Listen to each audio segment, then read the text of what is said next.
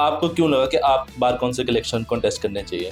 Bar council के election contest करने का माइंड एकदम से नहीं बना। मैंने 2022-23 में इलेक्शन कंटेस्ट किए, joint secretary high court bar association. और जब मैं जॉइंट सेक्रेटरी बनी तो मैंने एडवोकेट्स की जो प्रॉब्लम्स हैं, डे बाय डे जो प्रॉब्लम्स आ रही हैं, तो हम उनसे रूबरू हुए, हमने उनके ऊपर काम किया। ऐसे प्रोफेशन हम चुनते हैं, स्पेशली लॉ को हम चुनते हैं, तो कुछ प्रोफेशन ऐसे होते हैं मेल डोमिनेट हम बोलते हैं। Yes. तो एज ए फीमेल फिर उसमें आपको लगा भी मेल डोमिनेट प्रोफेशन है? सर, जब मैंने ये प्रोफेशन शुरू किया तो एक माइंड में मेरे परसेप्शन ज़रूर थी कि कहीं ना कहीं शायद ये चीज़ें भी मुझे भी फेस करनी पड़े। और फिर मुझे सजेस्ट किया गया कि आप आगे अपना फ्यूचर हाई कोर्ट में जा सकते हो और वहाँ इस प्रोफेशन को ऑप्ट करके आगे प्रैक्टिस शुरू कर सकते हो, कंटिन्यू रख सकते हो। यस। मैं यही जानूंगा आपने कहाँ से हो आप और कैसे आप इस प्रोफेशन में आए? सर, बेसिकली बहुत छोटे से गांव सोनीपत के पास है, सोनीपत में ही आता है, फतेहपुर गांव से हूँ मैं। जब पढ़ाई शुरू की थी तो उस टाइम पर ऐसा कोई माइंड कभी बना नहीं था कि इन फ्यूचर कभी लॉ में जाएंगे। हर बंदे का एक विजन होता है जो भी इलेक्शन कॉन्टेस्ट करना है, तो आपका बेसिक पर्पस क्या है, विजन क्या है आपका इलेक्शंस के लिए? जैसे मैं पहले भी 3-4 फॉर्म्स के साथ ऑलरेडी काम कर रही हूँ। ऑलरेडी नो डाउट कि थोड़ी थोड़ी प्रॉब्लम्स कहीं ना कहीं आ रही हैं। हमारी डिस्ट्रिक्ट बार एसोसिएशंस के लिए अगर हम बात करें तो वो अपने लेवल पर बेस्ट एफर्ट्स कर रहे हैं, लेकिन फिर भी कुछ इश्यूज हैं, जैसे सीट का इशू है, वॉशरूम्स को लेकर के इशू है, वो अपने एफर्ट्स कर रहे हैं। नमस्कार, मैं प्रवीण दैया, सीरियल नंबर 127। आप सभी वकील साथियों से विनम्र निवेदन करती हूँ कि bar council of Punjab and Haryana के इलेक्शंस में मुझे अपना फर्स्ट प्रेफरेंस वोट या बेस्ट प्रेफरेंस वोट देकर एज मेंबर इलेक्ट करें। धन्यवाद। नमस्कार, एक बार स्वीट स्वागत करते हैं आपका पीयू पल्स पे। बार काउंसिल के इलेक्शन बहुत पास आ रहे हैं, बहुत ही कम समय बचा है और हर कैंडिडेट अपना पूरा जोर लगा रहा है। उसी इलेक्शंस के बीच में आज हमारे पास एक बहुत प्रोमिनेंट कैंडिडेट और पहली बार हुआ है पीयू पल्स पे एक फीमेल कैंडिडेट अपने बारे में, बार काउंसिल के इलेक्शंस के बारे में हमसे रूबरू करेंगे। स्वागत करते हैं एडवोकेट प्रवीण दैया मैम का। मैम बहुत बहुत स्वागत करते हैं आपका। नमस्कार मैम, अभी तक पहले तो हम ये जानना चाहते हैं कैसे चल रहा है आपका कैंपेन एंड ऑल सब? सर, जैसे 16 जनवरी को हमारा ये ऑर्डर हुआ था सुप्रीम कोर्ट, तो उसके बाद हमने माइंड मेकअप किया और 18 को हमने अनाउंस कर दिया था। और 1.5 महीना हो गया हमें कंपेन करते हुए, डिफरेंट डिस्ट्रिक्ट्स हमने किए हैं। और नो डाउट कि मेहनत तो ज़रूर करनी पड़ेगी क्योंकि ऑलरेडी मेल कैंडिडेट्स लगे हुए हैं इस दौर में, और फीमेल कैंडिडेट्स की जो रिजर्वेशन 30% रिजर्वेशन का ऑर्डर हुआ है वो बहुत लेटर ऑन स्टेज पे हुआ है। तो लिमिटेड टाइम है, एरिया ज़्यादा कवर करना है, कंप्लीट पंजाब, कंप्लीट हरियाणा और चंडीगढ़। हाई कोर्ट तो नो डाउट है ही। तो अराउंड 1,15,000 राउंड फिगर में अगर बात करें तो एडवोकेट्स को टच करना है। बहुत कम टाइम में बहुत ज़्यादा लोगों तक रीच करने की कोशिश है। लगे हुए हैं, लास्ट 13-14 डेज रह गए हैं, तो अपनी मेहनत जारी है। मैम, यही जानना चाहते हैं कि जैसे लॉ का जो प्रोफेशन होता है बड़ा टिपिकल प्रोफेशन होता है। Yes. मैं यही जानूंगा आपने कहाँ से हो आप और कैसे आप इस प्रोफेशन में आए? सर, बेसिकली बहुत छोटे से गांव सोनीपत के पास है, सोनीपत में ही आता है, फतेहपुर गांव से हूँ मैं। लगभग 100 परिवारों का गांव है। जब पढ़ाई शुरू की थी तो उस टाइम पर ऐसा कोई माइंड कभी बना नहीं था कि इन फ्यूचर कभी लॉ में जाएंगे, क्योंकि 2005 में मैंने 12th पास किया था। तो उस टाइम जो एक दौर रहता था वो ये था कि ठीक है, लड़की है, गांव का एरिया करने के करके 12th करा दो, ज्यादा है ग्रेजुएशन करा दो, और वो भी कॉरेस्पॉन्डेंस, और इन बिटवीन उसकी शादी तय कर दो। तो नो डाउट स्ट्रगल्स रहे हैं बहुत। मैंने 12th के बाद ग्रेजुएशन का प्लान किया, पेरेंट्स ने सपोर्ट किया, बीकॉम करनी स्टार्ट की। तो आस पड़ोस में और रिश्तेदारों ने कहा कि चलो शादी की तैयारियां करो, पर मेरे फादर ने थोड़ा सा इस चीज़ को ऑब्जेक्ट किया कि नहीं, अभी शादी नहीं करनी, एटलीस्ट ग्रेजुएशन तो करानी है। और थोड़ा था कि करियर ओरिएंटेड रही मैं, तो ग्रेजुएशन कंप्लीट करने के बाद पोस्ट ग्रेजुएशन भी की, एमकॉम किया। और पापा मार्केटिंग लाइन से रहे हैं, तो एक माइंड था कि मार्केटिंग में ही जाना है। तो जॉब भी स्टार्ट की। 1 साल जॉब करने के बाद फिर माइंड में ये चीज़ आई कि पोस्ट ग्रेजुएशन इनफ नहीं है, फर्दर भी कोई स्टडी करनी है। तो बस वो टीचिंग लाइन में जाना नहीं था और दूसरा कोई ऑप्शन समझ नहीं आ रहा था, तो किसी ने सजेस्ट किया तो लॉ करना स्टार्ट कर दिया और लॉ कंप्लीट की। उसके बाद थोड़े से हर्डल्स आते हैं और नो डाउट कि बीइंग फीमेल मुझे बहुत सारे हर्डल्स आए, मैं थोड़े नहीं कहूंगी, क्योंकि एक तो गांव से बिलोंग करते हैं, एक टिपिकल एरिया है वो हमारा सोनीपत, और हरियाणा में अगर हम बात करें तो सब जानते हैं कि फीमेल्स को लेकर के आज भी बहुत सारी फाउंडेशंस हैं।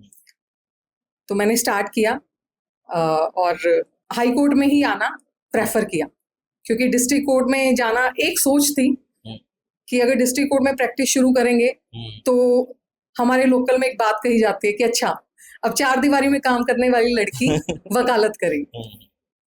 तो स्ट्रगल्स आए, लेकिन मैंने एक माइंड बनाया कि नहीं, हाई कोर्ट ही करेंगे और हाई कोर्ट ही आके अपनी प्रोफेशन को स्टार्ट किया। स्ट्रगल, जैसे आपने क्वेश्चन किया स्ट्रगल के लिए, तो स्ट्रगल नो डाउट बहुत थे, क्योंकि पोस्ट ग्रेजुएशन तक तो फैमिली भी एग्री कर रही थी कि नहीं कोई इशू नहीं है, आप कर लो। बट उसके बाद पेरेंट्स का भी ये आ गया कि नहीं, अब मैरिज की एज हो गई है, तो लोगों के लिए तो हम नहीं आपको कहेंगे कि आप फर्दर पढ़ो, क्योंकि अदरवाइज फिर रिश्ता देखने में भी मुश्किल हो जाएगी, और अगर इन फ्यूचर पढ़ना भी है तो आगे इन लॉज फैमिली में जाके पढ़ाई करना। बट माइंड बना हुआ था, थोड़ा सा स्ट्रॉन्ग डिसीजन लिया, तो अल्टीमेटली लॉ भी कर पाए। प्रोफेशन में आने के बाद जो मुश्किलें आई कि फर्स्ट टाइम फैमिली से बाहर निकल के चंडीगढ़ शहर में आना, यहाँ रहना और अकेले रहना, वो थोड़ा टफ टास्क था, क्योंकि इससे पहले एज सच कभी वो चीज़ रही नहीं। और पेरेंट्स को मनाना कि इतनी दूर जाके करना है, पेरेंट्स थे कि सोनीपत में ही करो प्रैक्टिस, बट वही अगेन कि डेस्टिनी आपको कहाँ लेके जाएगी आप भी नहीं जानते। और नो डाउट कि एक दिमाग में सनक कह सकते हैं आप इस चीज़ को कि कुछ तो करके दिखाना है, एक एग्जाम्पल सेट करना है। और फीमेल होने के नाते बहुत सारी चीज़ें, छोटे छोटे प्रॉब्लम्स, बड़े बड़े प्रॉब्लम्स, बहुत कुछ फेस किया है। तो बस उस दौरान फिर एक ही माइंड चल रहा था कि नहीं, कुछ करना है, एग्जाम्पल सेट करके दिखाना है, और दूसरों के लिए, अपने यंग फैमिली में जो यंग सिस्टर्स हैं, ब्रदर्स हैं, उनको भी एक आगे रास्ता दिखाना है कि जब हम कर सकते हैं तो आप भी कर सकते हैं। भाई मैम, आज आप बहुत अच्छा कर रहे हैं। और मैम, जब ऐसे प्रोफेशन हम चुनते हैं, स्पेशली लॉ को हम चुनते हैं, तो कुछ प्रोफेशन ऐसे होते हैं मेल डोमिनेंट हम बोलते हैं। Yes. तो एज ए फीमेल फिर उसमें आपको लगा भी मेल डोमिनेंट प्रोफेशन है? सर, जब मैंने ये प्रोफेशन शुरू किया तो एक माइंड में मेरे परसेप्शन जरूर थी कि कहीं ना कहीं शायद ये चीज़ें भी मुझे भी फेस करनी पड़े। बट जब मैंने प्रैक्टिस स्टार्ट की तो मैंने डिस्ट्रिक्ट कोर्ट में भी देखा, वहाँ पर वो चीज़, ये प्रॉब्लम नहीं थी कि मेल डोमिनेंस है, बट वहाँ नंबर ऑफ एडवोकेट्स उस टाइम पे बहुत लिमिटेड थी। और फिर मुझे सजेस्ट किया गया कि आप आगे अपना फ्यूचर हाई कोर्ट में जा सकते हो, और वहाँ इस प्रोफेशन को ऑप्ट करके आगे प्रैक्टिस शुरू कर सकते हो, कंटिन्यू रख सकते हो। तो जब मैं हाई कोर्ट आई तो यहाँ आके मैं कंप्लीटली सरप्राइज थी कि यहाँ तो नंबर ऑफ फीमेल एडवोकेट्स काफ़ी है, और सिर्फ फीमेल एडवोकेट्स नहीं, इवन बेंच पर भी एज जजेस भी हमारे फीमेल एडवोकेट्स, फीमेल जजेस भी काफ़ी हैं। तो मुझे बड़ा अच्छा लगा, और नो डाउट कि बहुत अच्छा एनवायरनमेंट मिला, सभी एडवोकेट्स ने बहुत सपोर्ट किया, सीनियर्स ने भी, इवन मेरे जो स्टार्टिंग में जब जिनके साथ मैंने एसोसिएशन में काम किया वो भी एक मेल एडवोकेट ही है। तो मुझे इस तरह की प्रॉब्लम फेस करने में नहीं आई है। और धीरे धीरे जब हमने साथ साथ डिस्ट्रिक्ट कोर्ट भी काम शुरू किया तो वहाँ पे भी female advocates day by day increase हो रही हैं, नंबर इंक्रीज हो रहा है। और आज के टाइम में अगर हम बात करें, पिछले 2-3 सालों में मेल से ज़्यादा फीमेल एडवोकेट्स इस प्रोफेशन को ऑप्ट कर रही हैं, और डिस्ट्रिक्ट कोर्ट और हाई कोर्ट में वो नंबर काफ़ी इंक्रीज हो गया। तो मेल डोमिनेंस वाली चीज़ नहीं है, हम लोग बहुत ही सपोर्टिव वे में, चाहे मेल हैं चाहे फीमेल्स हैं, एक दूसरे को काफ़ी सपोर्ट करते हैं और लाइक फैमिली वर्क कर रहे हैं, तो यहाँ वो प्रॉब्लम नहीं आई है। बहुत मैम, मतलब काफ़ी इंस्पिरेशन जर्नी आपने अभी तक बताई अपनी। तो मैम, जैसे बार काउंसिल के इलेक्शन आ रहे हैं, तो आपको क्यों लगा कि आप बार काउंसिल के इलेक्शन कॉन्टेस्ट करने चाहिए? बार काउंसिल के इलेक्शन कंटेस्ट करने का माइंड एकदम से नहीं बना। मैंने 2022-23 में इलेक्शन कंटेस्ट किए, joint secretary high court bar association. उस दौरान हमें बहुत सारी सपोर्ट मिली, एडवोकेट्स ने हमें बहुत प्यार दिया। और जब मैं जॉइंट सेक्रेटरी बनी तो मैंने एडवोकेट्स की जो प्रॉब्लम्स हैं, डे बाय डे जो प्रॉब्लम्स आ रही हैं, वो हम उनसे रूबरू हुए, हमने उनके ऊपर काम किया, और एक कॉन्फिडेंस आया कि हम कुछ अच्छा कर रहे हैं और हम आगे भी कुछ अच्छा करने का ट्राई कर सकते हैं। 2023 में मैं tri city consumer court bar association में एज एग्जीक्यूटिव मेंबर भी रही हूँ। तो जो कंज्यूमर कोर्ट्स में हमें वहाँ प्रॉब्लम्स आती हैं हमारे एडवोकेट साथियों को, वो भी मुझे पता चली, हमने उस पर भी वर्क किया। 2023 में मैं Punjab and Haryana high court federation of women lawyers में एज ट्रेजरार काम करना स्टार्ट किया मैंने, और अभी तक भी मैं एज ट्रेजरार वहाँ पर हूँ, उस पद पर। तो नो डाउट कि वुमेन फेडरेशन है, तो बहुत सारी प्रॉब्लम्स हमारे सामने आई और हम धीरे धीरे उस पर काम भी कर रहे हैं। वुमेन एम्पावरमेंट को लेकर के हमारा बेसिक जो है फेडरेशन का काम, वो वुमेन एम्पावरमेंट के लिए ही हम काम कर रहे हैं। और जो भी प्रॉब्लम्स हमारे सामने आ रही हैं, हम उन पे डे बाय डे काम कर रहे हैं और चीज़ें सुधारने की कोशिश कर रहे हैं। साथ ही साथ काउंसिल ऑफ लॉयर्स हमारी फॉरम है, उसमें मैं नेशनल कोऑर्डिनेटर हूँ वुमेन विंग की, तो वहाँ पे भी हम वर्क कर रहे हैं। तो पिछले 4 सालों में मैं अलग अलग जो हमारी एडवोकेट्स की फॉर्म्स हैं उनमें वर्क कर रही हूँ डिफरेंट डिफरेंट पोस्ट पर।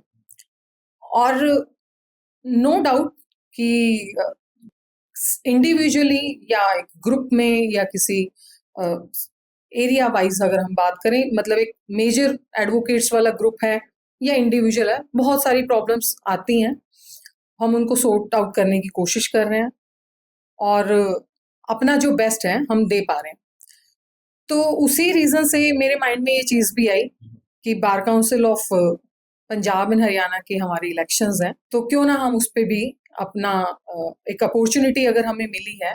सुप्रीम कोर्ट ऑफ इंडिया ने 16 जनवरी को 2026 को ऑर्डर किया, जिसमें 30% रिजर्वेशन फीमेल्स के लिए रखी गई है, जिसमें 20% जो है वो बाय इलेक्शंस हैं और 2 सीट्स नॉमिनेटेड सीट्स रखी गई हैं, जिसमें कोऑप्टेड रखा जाएगा फीमेल्स को। तो 25 सीट्स रहती हैं बार काउंसिल में, जिसमें से 7 सीट्स जो हैं फीमेल्स के लिए रखी गई हैं। 5 सीट्स पर इलेक्शन रहेगा और 2 सीट्स पर नॉमिनेशन रहेगा, कोऑप्शन रहेगा। तो जब एक अच्छी अपॉर्चुनिटी हमें मिली है, तो मुझे माइंड में ये चीज़ आई कि हम पिछले 3-4 सालों से एडवोकेट्स के लिए, अपने वकील साथियों के लिए काम कर रहे हैं, तो आगे भी अगर हम कर सकते हैं तो क्यों ना ट्राई किया जाए कि थोड़ा सा बड़े लेवल पर जाकर हम पूरी फेडरेशन के लिए, अपनी पूरी फ्रेटर्निटी के लिए काम करें, लीगल फ्रेटर्निटी के लिए। उसमें डिस्ट्रिक्ट बार एसोसिएशंस भी हैं हमारी और हाई कोर्ट बार एसोसिएशन भी है। तो जस्ट एक इस अच्छी सोच के साथ आगे बढ़ने की कोशिश है और नो डाउट कि काम करके दिखाएंगे। अभी तक अपने आप को प्रूव किया है जितनी भी पोस्ट पर हैं हम, और आगे भी प्रूव करने की पूरी पूरी कोशिश है। तो साथ साथ अपील भी कर रही हूँ मैं कि 127 नंबर प्रवीण दहिया। मैम, जैसे हर बंदे का एक विजन होता है जी। जो भी इलेक्शन कॉन्टेस्ट करना है, तो आपका बेसिक पर्पस क्या है, विजन क्या है आपका इलेक्शंस को लेके? सर, विजन ये है कि जैसे मैं पहले भी 3-4 फॉर्म्स के साथ ऑलरेडी काम कर रही हूँ, जो हमारे लीगल फ्रेटर्निटी की फॉर्म्स हैं, और ऑलरेडी नो डाउट कि थोड़ी थोड़ी प्रॉब्लम्स कहीं ना कहीं आ रही हैं।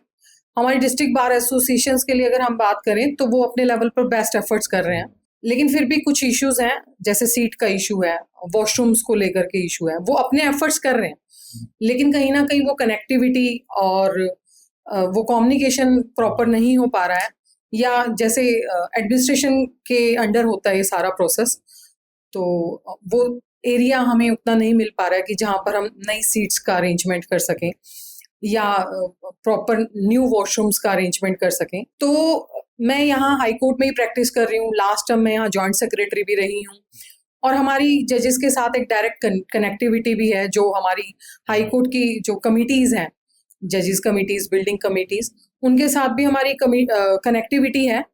और डिस्ट्रिक्ट बार एसोसिएशंस के जो भी इश्यूज हैं, वो अगर हमारे मैसेज हमें कन्वे होता है तो हम आगे उस पर प्रॉपर का वर्क करेंगे और कमेटी के साथ मिलकर के हम उनको सॉर्ट आउट करने की पूरी पूरी कोशिश करेंगे। चाहे वो वॉशरूम का इशू है, चाहे वो सीट्स का इशू है, या एडवोकेट्स को आने वाली कोई भी प्रॉब्लम है जिसमें कमिटीज का और एडमिनिस्ट्रेशन का कनेक्टिव होना जरूरी है। और मैं हाई कोर्ट में ही प्रैक्टिस कर रही हूँ, तो अगेन मैं इस चीज के ऊपर बात करूंगी कि हाई कोर्ट में होने की वजह से हमारी जजेस के साथ कनेक्टिविटी कंपैरेटिव ज्यादा है। और डिस्ट्रिक्ट बार एसोसिएशन से चाहे वो इलेक्टेड बॉडी है या फिर इंडिविजुअली कोई एडवोकेट है, अगर कोई प्रॉब्लम आता है तो एक फोन कॉल दूर है वो हमसे, मुझसे। अगर वो मुझे कॉल करके कोई भी मैसेज कन्वे करते हैं, कोई भी प्रॉब्लम बताते हैं, तो नो डाउट कि वो जो टाइम आने और जाने में लगना है वो बचेगा। और मैं उस पे यहाँ रहते हुए स्पीडली और बहुत ही अच्छे लेवल पर काम करूंगी, ताकि ये प्रॉब्लम्स जो हैं हम जल्दी से जल्दी सॉर्ट आउट कर सकें। दूसरा जो प्रॉब्लम है सर, जब यंगस्टर्स इस प्रोफेशन में आते हैं, तो मेरा जो विजन है वो ये है कि एक स्टाइफंड, मिनिमम एक स्टाइफंड तो जरूर होना चाहिए। और हम अपने एडवोकेट्स के साथ मिलके बार काउंसिल के रूल्स को थोड़ा सा अमेंड करने की कोशिश करेंगे, और साथ में एक मिनिमम स्टाइफंड जजेस के साथ भी एक कनेक्टिविटी रख के उस चीज के लिए भी कोई ना कोई सोल्यूशन निकालने की कोशिश करेंगे कि यंगस्टर्स को हम स्टाइफंड प्रोवाइड करा सकें। थर्ड थिंग जो फीमेल्स के लिए मैं बात करना चाहूंगी कि जब फीमेल्स एनरोलमेंट के टाइम आते हैं, हरियाणा में भी ऐसी बहुत सारे प्लेसेस हैं और पंजाब में भी, कि जब मैंने भी इवन अपना एनरोलमेंट लेने के लिए जब मैं लॉ भवन आई थी, तो फीमेल रिप्रेजेंटेटिव ना होने की वजह से फीमेल्स में एक हेजिटेशन रहती है कि हम किस तरह से ओपन अप होके बात करें। वो प्रॉब्लम थोड़ा सा अपनी एक हेजिटेशन होती है, सामने से रिस्पॉन्स अच्छा ही होता है, बट हम खुद नहीं उस चीज के लिए कॉन्फिडेंट होते। कई बार हमें लगता है कि शायद से हम उतने अच्छे से सामने बात नहीं कर पाएंगे, बट अब हमें एक बहुत अच्छी अपॉर्चुनिटी मिल रही है कि हम फीमेल रिप्रेजेंटेटिव होंगे। 7 सीट्स हैं हमारी, मैंने जैसे अभी बताया भी। तो जब 7 फीमेल्स अवेलेबल रहेंगी बार काउंसिल में मेंबर्स, तो हर एक फीमेल कॉन्फिडेंट होकर विदाउट हेजिटेशन हमसे बात कर सकती हैं, अपनी प्रॉब्लम्स रख सकती हैं और उस पे हम वर्क कर सकते हैं। तो मैं ज़रूर फीमेल्स के लिए, अपनी छोटी बहनों के लिए, और मेरी जो भी फीमेल एडवोकेट्स हैं, मेरे सीनियर एडवोकेट्स हैं, किसी को भी किसी तरह की अगर प्रॉब्लम आती है तो मैं ज़रूर उसके ऊपर काम करूंगी और अपना बेस्ट देने की कोशिश करूंगी। तो मेरा विजन यही है सर। और हाँ, एक जो मेन चीज़ है कि protection act, advocate protection act जो है, उस पर मैं बात करूंगी। नो डाउट पिछले कुछ सालों से एडवोकेट प्रोटेक्शन एक्ट पर काम हो रहा है, ट्राई हो रही है कि हम उसको जल्दी से जल्दी लागू कर सकें, इम्प्लीमेंट कर सकें, लेकिन कहीं ना कहीं थोड़ा हर्डल्स आ रहे हैं और हम उस पे जितना एफर्ट्स लगा रहे थे, उस एफर्ट्स के साथ हम अभी तक इम्प्लीमेंट नहीं कर पा रहे हैं उस चीज के लिए। एडवोकेट प्रोटेक्शन एक्ट हमारा अभी भी नहीं आया है, और डे बाय डे हम एडवोकेट्स के लिए इतनी ज्यादा ही प्रॉब्लम बढ़ती जा रही है कि कोई भी स्टेट लेवल पर या सेंटर लेवल पर जो भी अथॉरिटीज हैं, चाहे वो पुलिस अथॉरिटीज हैं या डिफरेंट एजेंसीज हैं, वो किसी भी केस में, फॉल्स केसेस में एडवोकेट्स को इन्वॉल्व कर रहे हैं, उनके लैपटॉप्स, मोबाइल्स सीज कर रहे हैं, या जो भी रिक्वायर्ड, जो भी उनका मेन मटेरियल होता है। क्लाइंट के साथ हर तरह की डीलिंग हम करते हैं, क्लाइंट के साथ हम कनेक्ट होते हैं। क्लाइंट और एडवोकेट की जो एक रिलेशनशिप होता है, प्राइवेसी जो होती है, वो कहीं ना कहीं इम्पैक्ट हो रहा है, क्योंकि एजेंसीज बिना किसी रीजन, बिना किसी सर्च वारंट एडवोकेट्स को परेशान कर रहे हैं। कुछ क्रिमिनल केसेस होते हैं जो बहुत हाई लेवल के रहते हैं, और कुछ प्रॉपर्टी से रिलेटेड जो केसेस होते हैं, उसमें अपोजिट पार्टीज जो होती हैं वो कहीं ना कहीं एडवोकेट से नाराज होकर उनके साथ मिसबिहेव करते हैं या हार्म पहुंचाने की कोशिश करते हैं। तो वो हम लोगों के लिए बहुत बड़ी प्रॉब्लम होती जा रही है। पिछले कुछ सालों में बहुत सारे इस तरह के मैसेजेस भी हुए हैं कन्वे, और इवन हमने प्रैक्टिकली भी ये चीज न्यूज में भी सुनी है, हमारे साथ हो भी रही है, हमारे फ्रेंड सर्कल में भी। हमारी एग्जीक्यूटिव कमेटी, जजेस, even high court bar association, high court उस पर सुओ मोटो एक्शंस भी ले रहे हैं। जो भी अटैक्स होते हैं एडवोकेट्स के साथ या कोई भी एजेंसी उसके ऊपर आकर किसी एडवोकेट के साथ कोई विदाउट एनी सर्च वारंट कोई प्रॉब्लम क्रिएट करते हैं, तो हम लोग उसमें हर कोई सपोर्ट कर रहा है, हेल्प कर रहा है। लेकिन बिना एडवोकेट प्रोटेक्शन एक्ट के हम उतना ज़्यादा इम्प्लीमेंट नहीं कर पा रहे हैं चीज़ों को, और अपनी सेफ्टी के लिए उतने अच्छे से वर्क नहीं कर पा रहे हैं जो आज के टाइम में रिक्वायर्ड है। ये नीड ऑफ द आर है कि आज के टाइम में एडवोकेट प्रोटेक्शन एक्ट होना ज़रूरी है, और मैं उसके ऊपर पूरी कोशिश करूंगी। अगर मेरे वकील साथी मुझे इलेक्ट करते हैं मेंबर, तो ज़रूर मैं इसके ऊपर काम करूंगी, और day by day priority basis पर रखकर हम एडवोकेट प्रोटेक्शन एक्ट को लागू कराने की पूरी कोशिश करें। मैम, लास्ट में आप हमारे व्यूअर्स के लिए कोई अपील करना चाहें? जी, मैं अपील ज़रूर करना चाहूंगी। All the respected senior members, my colleagues and youth, I request you all kindly bless me with your best preference vote, first preference vote, and kindly elect me as member in upcoming elections of Bar Council of Punjab and Haryana. मैं आप सभी को ये विश्वास दिलाती हूँ कि अगर आप मुझे एज मेंबर इलेक्ट करते हैं तो मैं आपके विश्वास को कम नहीं पड़ने दूंगी और आपको गलत नहीं साबित होने दूंगी। जो भी रिक्वायरमेंट्स रही, जो भी ज़रूरतें रही, जहाँ भी प्रॉब्लम्स आई, मैं अपने वकील साथियों के लिए हमेशा खड़ी रहूँगी, काम करके दिखाऊंगी, और जहाँ भी जो भी इश्यूज रहे वहाँ पे अपना बेस्ट 100% दूंगी। Thank you so much.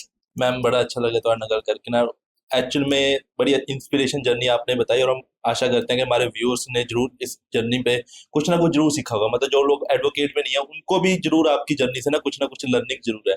और मैम, आपको आने वाले चुनाव के लिए भी हम भी अपनी तरफ से ऑल द बेस्ट कहते हैं, और अपने व्यूअर्स को भी कहते हैं अगर आपको जो एपिसोड अच्छा लगा और आपको भी लग रहा है कि मैम ने एक्चुअल में स्ट्रगल और उन चीज़ों को फेस करके आज उस मुकाम को हासिल किया है, और वो आगे भी आपके अपने एडवोकेट भाईचारे के लिए आगे कुछ ना कुछ करना चाहती हैं, तो प्लीज़ मैम ने अपना बैलेट नंबर बताया, हम डिस्क्रिप्शन में भी डाल रहे हैं, तो आप 127 नंबर पे फर्स्ट प्रेफरेंस वोट डाल सकते हैं। तब तक दीजिए हमें इजाज़त। आप देखते रहिए पीयू प्लस। Thank you.